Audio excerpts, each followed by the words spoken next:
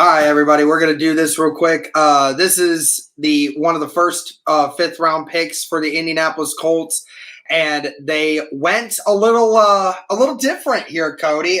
They went with Daniel Scott, safety out of California. It was the first pick where I think we both kind of had to sit back and just be like, did not expect that. I think we kind of were thinking, they might go attack that interior offensive line depth right now.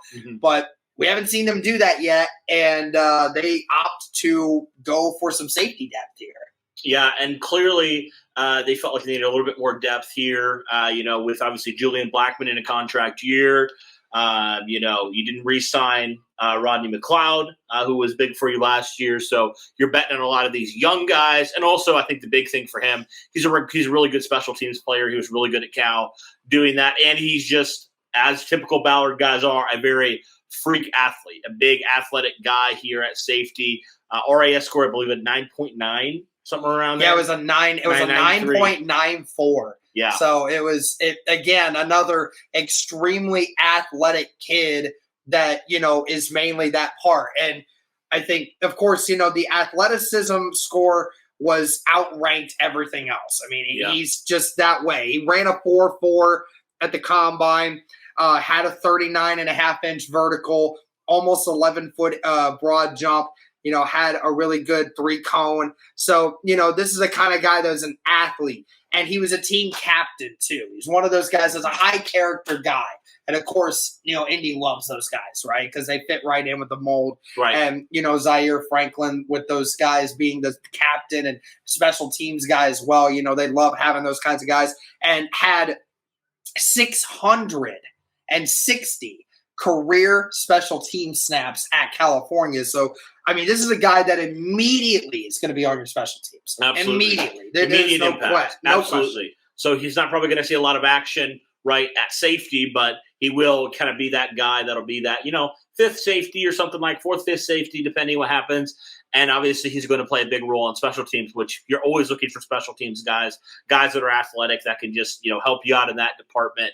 And you bet on the traits here, just like you do with the other guys here. And you add a little bit more depth in your safety room. So overall, a little bit surprised at the pick, but I definitely see where the Colts felt like they had a need here and they wanted to go and, make that need happen and get a little bit more depth there and add to their special teams as well. Get a guy, high character, high athleticism, and you bet on those traits. And he's not having to start right away. So And the crazy thing is, the weaknesses he has, he's just not consistent. Sometimes he gets blown up.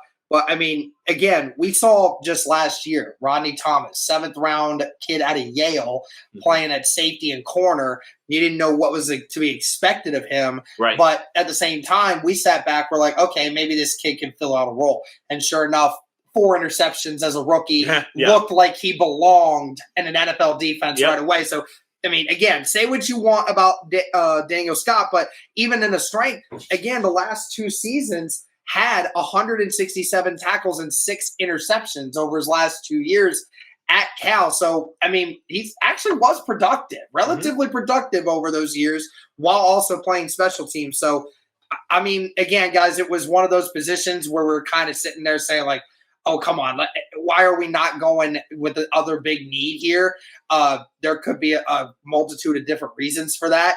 But clearly, Colts went with the athletic, high-character guy. So, what do we expect, right? Right. And definitely Ballard has said, and we've said this in previous videos, but they're not necessarily going off of need. They're going off of who's the best player on their board at that current time. And so the Colts went and got their best player on the board, and they get Tyler Scott here. And I think it's a fine selection here. At the worst, he's a special teams guy for you this year, and he has some high upside potential with all those traits like we talked about, all those elite traits there that put him, close to a 10 here in raw athletic score. So, yep, absolutely. But that's going to do it for that one, guys. Let us know your thoughts on Daniel Scott and what was going on. So let us know. Thanks for tuning in.